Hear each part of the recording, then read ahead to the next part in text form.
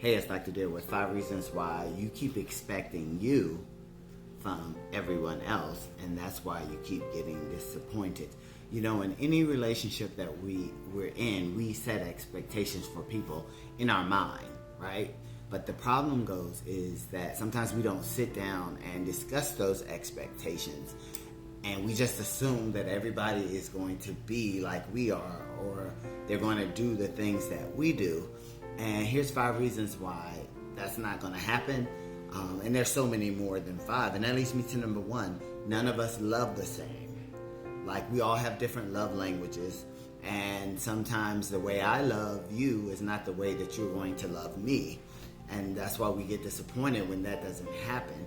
But you have to set boundaries and have a conversation with the person who you're expecting that type of love from, to see where you are and what's your definition of love and what's their definition of love. And that leads me to number 2. None of us care the same, right? I care about elephants. You may care about dolphins. And if we never discuss that, we're going to set expectations for that other person and get our feelings hurt. And that leads me to number 3. Most of us don't have the same values and beliefs. We all grew up differently. And so I may value something that you could care less about. I may believe something that you do not believe. And that's where conversations have to happen. And that leads me to number 4. Most of us don't communicate the same. I may communicate my feelings.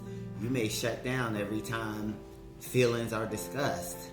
So the remedy to all of this is having conversations, not setting expectations in here and then not letting the other person know what their expectations, your expectations of them are, and vice versa. And that leads me to number 5.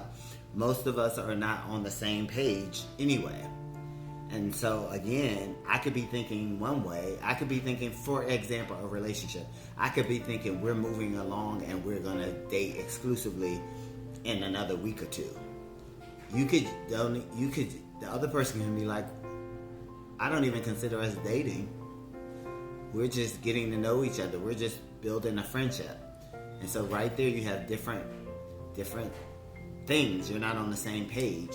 And so you're expecting what you have in your mind is what the other person they have in their mind. And most times that's not the case. Key to these things and these scenarios is communication.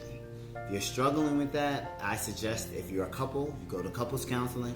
If you're an individual, you go to therapy to understand how you need to start communicating more and your wants and needs, and get the person that you're interested in to be on the same page or understand each other's perspectives. That's my tip.